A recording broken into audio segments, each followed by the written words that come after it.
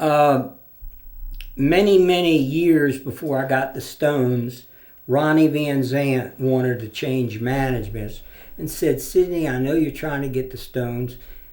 When he comes to town, he had a habit of coming to town and looking at the facility, Peter Rudge, and talking to the real live promoter.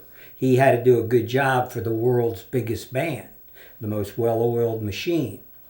And he came to town, and we talked, and he talked to Ronnie, and he actually ended up managing Lynyrd Skynyrd from that meeting at my house on Cordova. And Ronnie said, what you really ought to do, you ought to let Drashin show you how to put on a show sometime. He said, I was thinking about that. I hear you do good. So that night at about 2 a.m, I went down and showed him the Gator Bowl. I had the key to the facility, and he liked it. He said, will you put flags all the way around it and give it a festive air? I said, I'd be happy to. So to make a long story short, they started about a 75-day American tour. This is the Stones. And they wanted to get to Jacksonville, and they wanted me to sign a contract where they got most of the dough. And I'm not the most of the dough kind of guy. I'm for fairness. And so they thought that I was bluffing. So they thought that I'd crack and give them most of the dough. Well, I'm the one person that doesn't bluff. I mean, I don't gamble. I knew they'd come to town.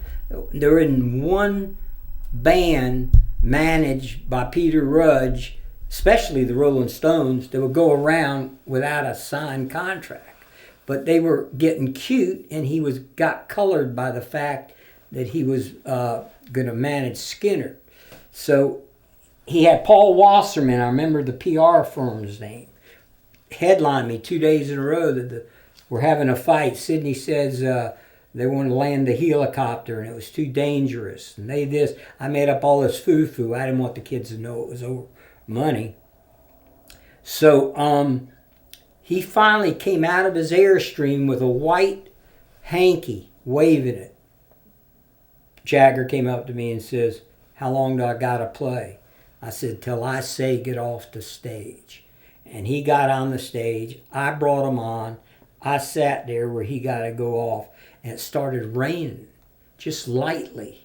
But it was raining. And I said, holy tamale. What a bitter twist of fate. But it wasn't coming down. I saw the clouds going by. I went, whew. So I got out there and dried the stage. And they started singing. They sang for, 2.5 hours. And he kept looking over there. He wanted to get out of there, see if he was going to get any money or everything. But he did one of the best shows I've ever seen out of a live band. And I did pay him a lot of money, but nothing like he got from everybody else, because that wasn't fair. We didn't agree on anything. I paid him. I had it in a Brinks truck sitting outside the Gator Bowl in cash. And I let them count it before they went in. It took them several hours. The roadie, not the band. I didn't let them near the money. I said, I got the dough. And that was probably one of the greatest stories ever told. And they had a song on an album that says, you can't always get what you want, but if you try somehow, some way you get what you need. And I played that every night for 14 months before I went to bed. And I knew I wasn't going to get everything I wanted, but I got it plenty, and it was enough, and it was what I needed. It was a great, great professional band to this day. They give it their all. They lay it all out there. They're for real. They're pros.